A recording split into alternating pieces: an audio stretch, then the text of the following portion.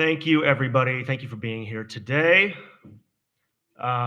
When we conceived of this event, we didn't know who was going to win the presidency, but we knew that in 2016, not a lot of people thought Donald Trump was going to win, and not a lot of people took seriously what he said he was going to do.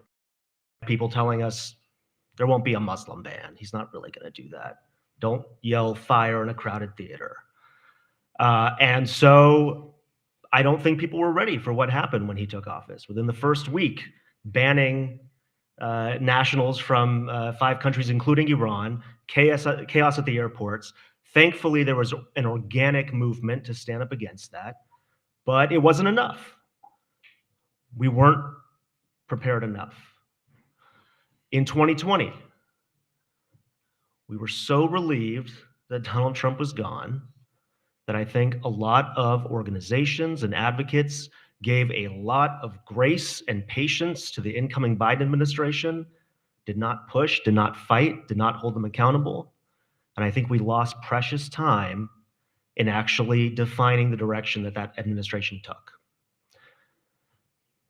So fool me twice. We cannot let that happen again. We need to be ready. So in 2000, the first election that I had the opportunity to vote in, George W. Bush ran in part on a platform that he was not going to be an interventionist. We'd had enough intervention. He would not be a nation builder. And we all know how that worked out. In 2020, the Democratic platform under Joe Biden pledged that the United States would return to the Iran nuclear deal and restore diplomacy. And as we know, that promise was not met. Now in 2024, Donald Trump ran as the peace candidate, pledging not to get the US in any wars. And only time will tell whether that principle is observed and whether those were just nice words on the campaign trail. But if we are not active, if we do not activate and organize now, the war lobby, the hardline right-wing pro-Israel lobby, and the powerful interests that dominate Washington and have prevailed over so many administrations in steering them in the opposite direction of what they said about war and peace on the campaign trail, they will prevail, and we cannot let that happen. As the congressman laid out, for those of us who want to have a voice to stand up against those interests, those dominant interests that seem to win over and over and over again, there are real threats that we are going to be silenced.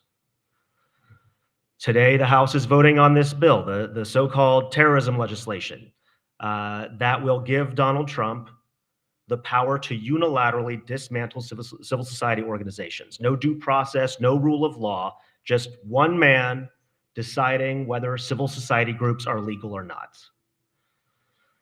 And sadly, this bill actually already passed Congress. It passed the House several months ago in April on the back of conflict between Iran and Israel. A slew of bills were brought to the House of Representatives aimed at getting tough on Iran, getting tough on terror, just getting so tough. And that bill passed, and all the Republicans supported it, and just about every single Democrat supported it. There were 11 Democrats that voted against that bill. Now, this was before Donald Trump was elected. This is before we knew what was happening. But the failure to stand up and resist is galling. And organizations like ours resisted Donald Trump for 4 years. We organized, we marched, we engaged in the electoral process, and what did we get from it? Did we get a new leader who came out of the progressive people's movement? Did we get a new leader who would demonstrate to Americans that the world that Donald Trump was not the rule, but an aberration? That the US had learned from the lesson of Donald Trump and would enact democratic reforms to protect against the loopholes and the lack of guardrails that the Trump administration had exploited? No. We got Joe Biden. At best, a transitionary figure. And now we have Trump 2.0. Now, we should remember that Biden said the right things to us on the campaign trail. He said he would repeal Trump's Muslim ban on day one. And he did. But while Iranians were no longer banned, visa levels still have not returned to even a fraction of what they were under the Obama administration. And in Congress, the effort to pass legislation to install the guardrails to prevent another ban from ever happening again became an afterthought. And so the No Ban Act languished in committee and never went anywhere. Candidate Biden criticized Trump on the inhumanity of sanctions that blocked medicine for ordinary Iranians. He promised he would return to the Iran nuclear deal. And yet, after they took office, officials told us flatly that it wasn't as simple as that. The US couldn't simply return to its obligations. And instead, we heard that they were going to build a longer and stronger deal, which sounded a lot like the Trump administration's 1.0, the Trump administration's better deal that he was going to get. Biden said he would treat the Saudis as pariahs, and yet, rather than regional diplomacy built on restoring Obama's deal with Iran, the Biden administration focused instead on building on the Trump administration's Abraham Accords, an antagonism between the Persian Gulf states and Iran as the central organizing principle for the region. Under the Abraham Accords, the participants were told to sacrifice the Palestinians to the Israelis in exchange for massive armaments and potentially even security guarantees. And now, as the region convulses with the violence that this absence of courage and leadership has engendered, the Biden administration still is sticking to its bear hug of Netanyahu. We will see if next week or later this month, if Bernie Sanders' resolution to block further military armaments for Israel's assault in the region is successful.